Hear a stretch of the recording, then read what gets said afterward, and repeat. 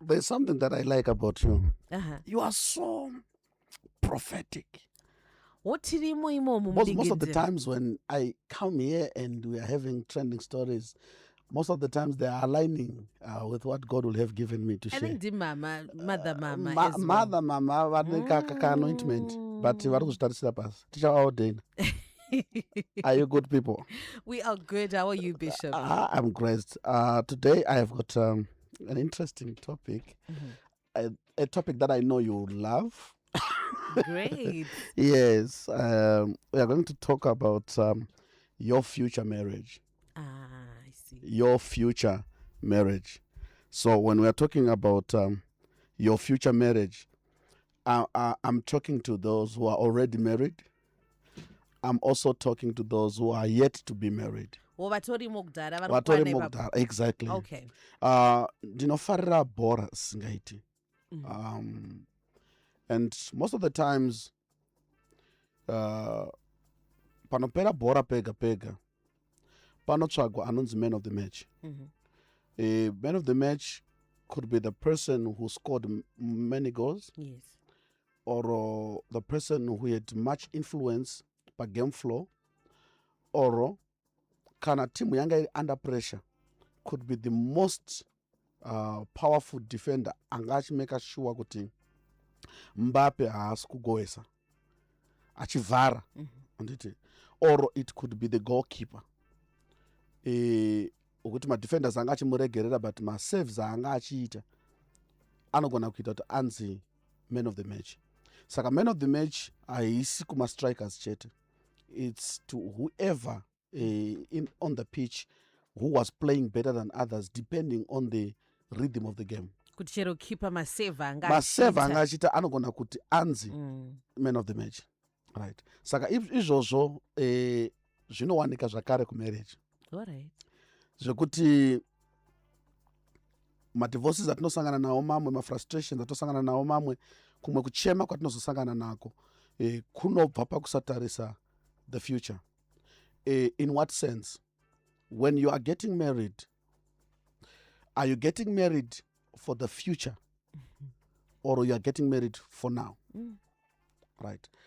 When you look at someone's stature, ukamuona akanaka, pa language yaunoti iwe uku ndokunonzi kunaka komunhu, zvinoreva kuti you are marrying for now. Most of us tiri mubracket iroro, right? Tinosounda nge tiri wese but titori nani pane bracket iri remunhu anotarisa zviri kuitwa nemunhu panguva iyoyo. Maybe ndina lewe wangu pandosvika munomu ndapedza ndoti shamwari handina kana mari enhikiki nebhazi, obva andipa $, sha ita so kumba kune chikafu here, ndoti hakuna 2 kg yake enhikikini yeraisi neshuga, oti ndanga ndatokuunzira ndandichiziva so unogona kutanga kuona kuti omana kana pane chinhu chinonzi mukadzi uyu mukadzi the way yaari kumira neni pakuomerwa unozodei muupenyu, hauchatarisa zvinhu zvakaita sei zvakawanda. Then you get married to her. To anyone who will hear your story, vanhu vanokucelebrate kuti you made a right choice because wakamira nemunhu akamira newe mukuomerwa. But dambudziko rinozoitika nderekuti unogona kusazviziva. This is a very uncomfortable topic. I'm waiting for stones. muda kutakwa nemabwe. Ndakamira kutakwa ngemabwe. But chinoitika nchekuti munhu anogona kunge angori a defender. Munhu anogona kuvhara zvinhu kuti zvisapoya, but asingagoni kuataka kuti mugowese. Saka now anenge ari relevant munhamo,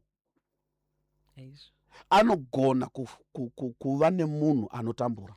Maakupasiba iri kuti vanhu vasiwe kai. Aiwa ndisodaro. Mabwe aya ndinda kutotanga. So now munhu uyu paanozotanga kuwina mulife, things are going positive. Haachanida $, haachanida kupuwa kashuga, haachanida munhu anomuprotecta, akuda munhu anomubatsira kufunga. Right? Saka panotanga kuitika zvinhu tu. vese vanhu ivava vanogona kucontributa mukuseparata kwavo. Ndichatanga newacho aibatsira. Automatically anotanga kufila irrelevant. Because zvaikumbirwa hachakumbirwa bo zvapo kare. No one needs that. Right. Saka anotanga kuona kuti saka inini handisi kuonekwa semunhu. Simply because zvinhu zvake zvakufamba aneka kusandicheuka kaainako so. Saka chinotanga kuitika ndechekuti uyu anogona kutotanga kuataka progress. Why? Because only poverty makes them relevant. Only lack makes them relevant. Kubatsira kwake, kuva useful kwake kunooneka when there is scarcity. Kuti makutokweshana mukuwana ikoko. Yes. Saka anogona kutotanga kufighta zvinhu. Kuitira kuti mudzokere pai panomuita kuti ave useful to you.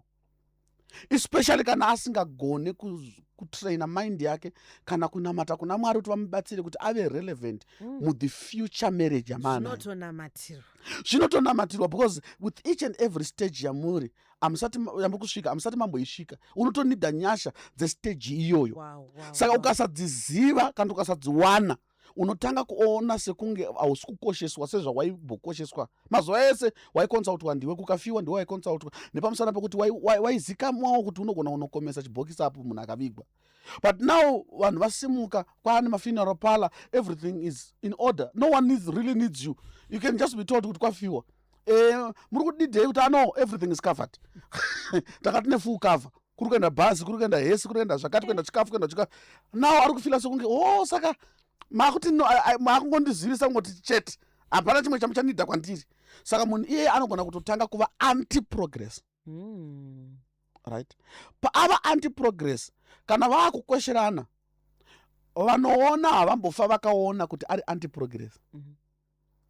Vanoona sekunge munhu asimuka uyu ndiye asingachakoshese munhu. Because uyu paari kuva anti-progressive ari kuedza kutaura kuti hamisi kundiona semunhu nepamusana pekuti maane zvakati. Ende nyaya iyoyo inotambirika kudarika dzimwe nyaya dzese. Because vanhu vanofunga kuti munhu wese anofarira progress. Nozvinzwa imi. Vanhu vanofunga kuti hakuna munhu anoramba zvinhu zvakanaka. Ndavazokuudza kuti variko vanoramba zvinhu zvakanaka. Nekuti zvinhu zvakanaka zvinovatadzisa kuva zvavanofanira kuva muupenyu hwavamwe vanhu. I think even tikatorivhesa magender yachona kuti pane vamwe varume vanodaro as well kuti mukadzi akusimuka zvinhu zvitovhurika. Okay, ndo kwakazonyanyowandira zvinhu manjeko. Ndosaka paunozoona vakudzi inini kana uchida kuva mukadzi wangu stop going kubasa ikoko. Kana uchida kuva chakati changu handisida kuona zvakati. Why? Because pamakadanana dzaimira mutunhu tudiki. Pei yadzo yaitika spreadwa so kuna mai wako kuenda 20 kuna chichi and all that kusvikira iwe watanga chibusiness ndobva chasimuka. Hakuna zvimwe zvaanogona semurume kukubatsira nazvo kunze kwe20. Saka anotanga kuona sekuti chibusiness ichi chikundibvisa ubaba. Alright. Munhu ari kuprovida panguva iyoyo anditi. Obvious ane a level yekuconsultwa kwaanoitwa kana pachifanira kuitika zvinhu. Kana asisachaprovide kunyange mukamuconsulta hamumuconsulti nesame mentality.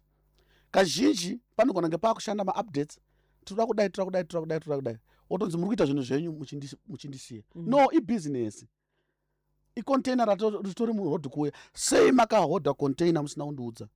They begin to fight. Right. Zvekuti kana mudzimai asina kuchenjera anogona kurasikirwa nebusiness nemurume wacho kana kurasikirwa nechimwe chazvo. Right. Saka kune vamwe vanhu vakanakira past wekuti mupast mako they were so useful, you could count on them, you would know they are there. But now wakusaidi kunoko even ukada kuva apply so kana ukada kuti ngavapinde mune zvauri kuita zvacho kuti vakubatsire unoona kuti hazisikuita sei hazisikuita. Then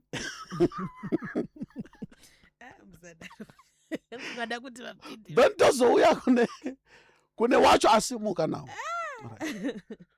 Wacho asimuka nawo anofanira kunge ari very very careful paari kusimuka.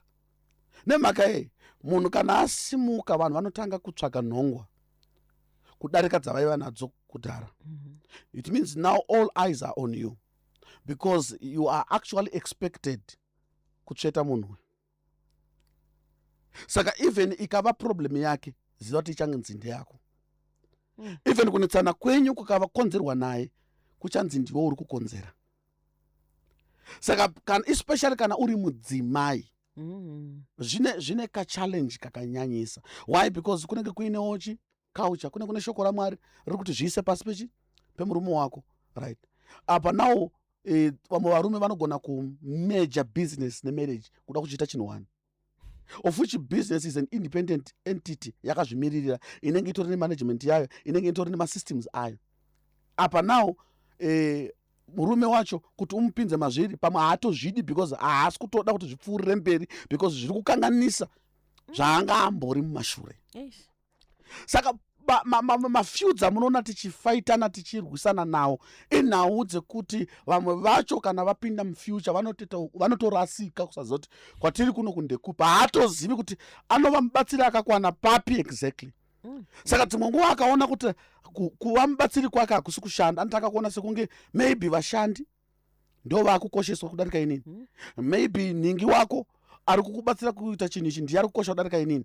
Mafight overita sei overtanga zvekuti iwe unoshaya kuti tiri kunyanyonetsana papa. Aiwa, wakaroorera mupast, hauna kumbobvira wakafunga kuti une future, wakatarisa kumunhu aikugonera nguva iyoyo. Zvakaipa here? Zvakanaka, but zvakare unofanira kuvawo munhu anotarisa kuti kumberi uku kwakamira sei. I'll give you an example yandogara ndakapa my job.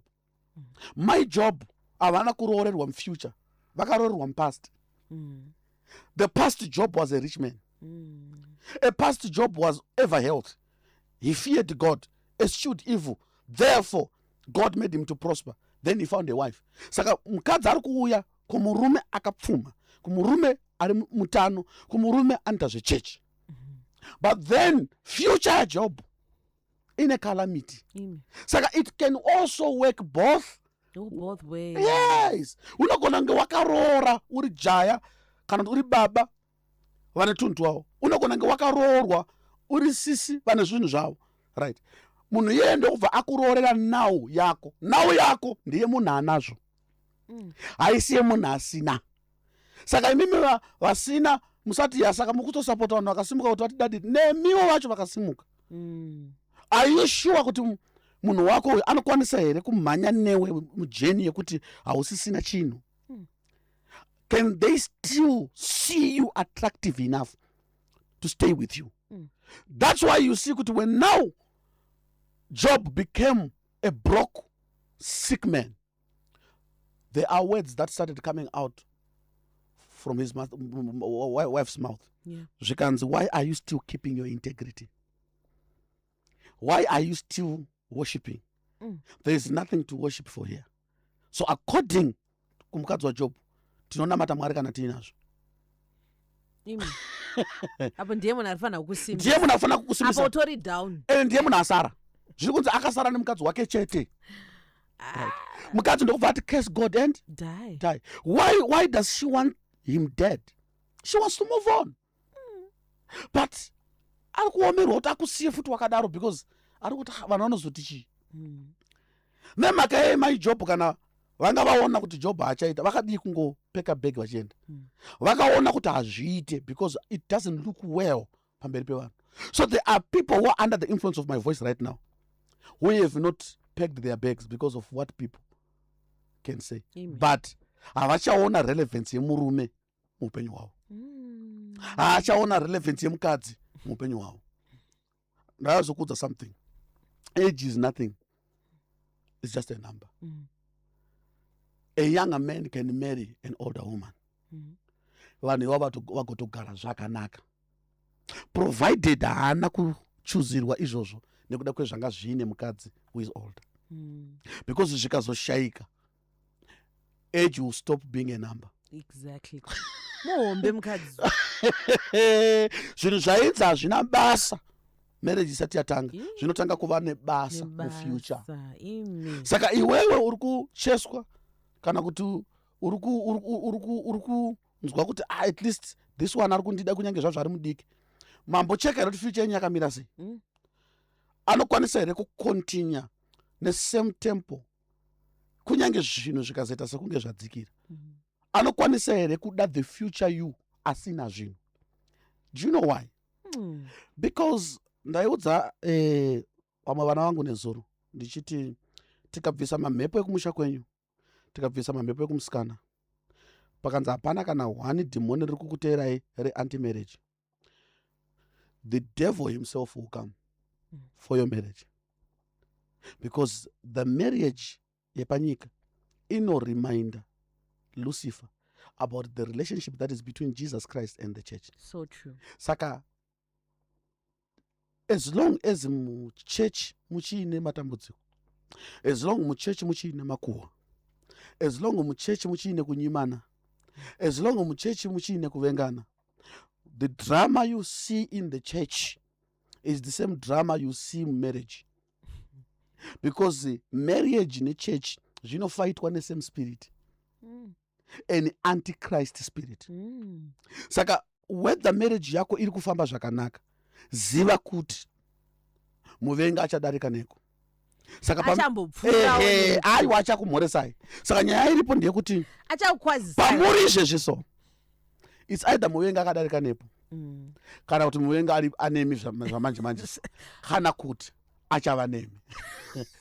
Inyaya yekuti munozokwanisa here kumira muzuva racho. Hey, this is so true. Also, Bishop, stop being negative. No. Speak positive. Negativity. We cannot check Ephesians chapter number 6. You know, now put on the armor, the whole armor of God, so that you may be able to stand at the day of trouble. Which means, ku New Testament, takatoudzwa kare kuti tishonge nhumbi dzekurwa nadzo, kuitira kuti tizogona kumira kana zuva renjodzi rauya, kuitira kuti rinouya. Saka kana rakuuya, are you sure kuti makachuzirana future? Because njodzi inogona kuuya sei? Inogona kuuya as success. Iri njodzi kumarriage yenyu. Kana ndakamboparidza apa ndachaya apa. Yes. Inogona kuuya se success. Inogona kuuya sekulake, depending nekuti munovhaiba nechii. The devil knows what to bring to the table. So kana musina kuroorerana mufuture, pamuchasvika mufuture mucharasana. Mumwe wako achakuudza kuti curse God and die. Vazhinji venyu makatoudzwa kare mazuva aya ekuti curse God and die. Inyaya yekuti akangotaurira chemumwoyo chete. Hauna kuzvinzwa ndozvaataura. Ari kushaya kuti Mwari havangangotori here munhu wavo aone kusununguka. Ende nepamusana pekuti wakamira naye, ipo iyo nyaya yekuti munhamo, kune vanhu vekuti anewe nepamusana pekuti munhamo wakanga uinaye. Ende marriage kana yasvika ipapo haichanakidza ukaona munhu achikuchengetera kuti wakambomuchengeta, kwete nekuti anokuda. Alright, it sounds so noble kutaura kuti munhu uyu wakamira neni. Yes.